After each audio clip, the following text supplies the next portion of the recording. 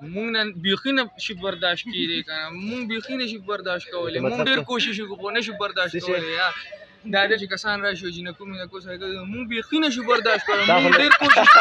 خو نه شو برداشت کولی زبط تر سو پوری پزان باندې اب دې مجھے کلاس نه کیږي نه شو برداشت کولی تبا خبره نه شو ګرانو کتونکو ارشاد اخوخیل یم امید لرم تاسو ټول روغ جوړ صحتمند به دا مهال په مری کې موجود یو ډېر خواږه یاران عثمان شکور دی مبشر جلال دی او روف خان دی دا سره موجود دی ډېر زیات سوري وکړه چې ګر باندې راغلی یو او مریم وکړو عثمان صاحب پروګرام کې درته هرکلی وایو ډېره زیاته مننم کومه خوشحاله اوسئ مزه یې وکړه ملګرو سره دا وخت په مری کې موجود یو او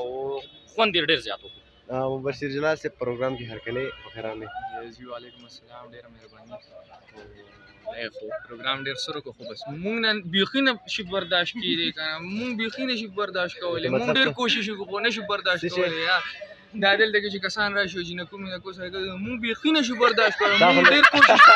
خو نه شو برداشت کولی دا یو هدي کنه خو بس هغه نه کراس کوه الکه موږ د څه اګری یو موږ هم نشو بس گزاره وکړو کنه څه ورو وای مبشر به چې کوم خبرو کنه دي کې د سره اګری ما ځکه نه شو برداشت کولی تبا خبره نه شو برداشت کولی عثمان شکور صاحب ته دعوت ورکو چې هغه د خپلو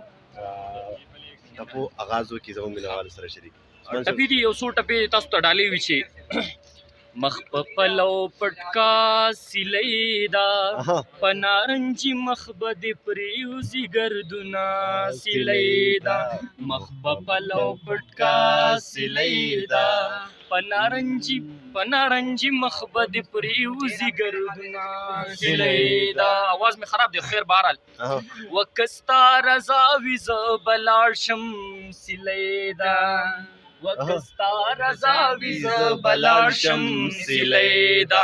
مخ په پلو پټکا سیلیدا زما بی به ماته ویښه ناسته وینه سیلیدا مخ په پلو پټکا سیلیدا په نارنجي مخ به دې پرېوځي ګردونه سیلیدا یو بله ټپک کې ویمه ښه ته مې د حال پوښتنه نه کړې سیلیدا ته مې د حال پوښتنه نه کړې سیلیدا مخ په پلو پټکا زه به تر څو پورې په ځان باندې اب دې مجھے کلاس نه کېږي والله اواز مې بیخي او بالکل موږ هم برداشت کولی نه شو ډېره مهرباني عثمان شکور صاحب او مبشر جلال صاحب او عبدالرؤف بھائی زموږ ډېر زیات خوږ ملګری دی چکر څنګه و یار ته موږ ته الحمدلله جی ډېره مزه یې وکړه ډېره خوند وکړو انجوای کوو ډېره زیاته مزیدار موسم دی او ډېر ښکلی موسم دی او بس مزه یې راکړه او بس عبدالرؤف صاحب اصلي خبردار دی که نه مین چې زموږ چې کوم کلاس فیلو نو مطلب د هغو څه چکر ولګي نو هغه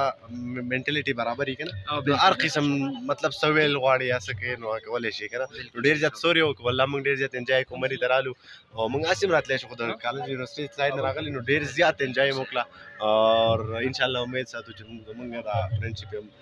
دغه شان مخکې جاري ساري وي ډېر زیاته مننه روف جان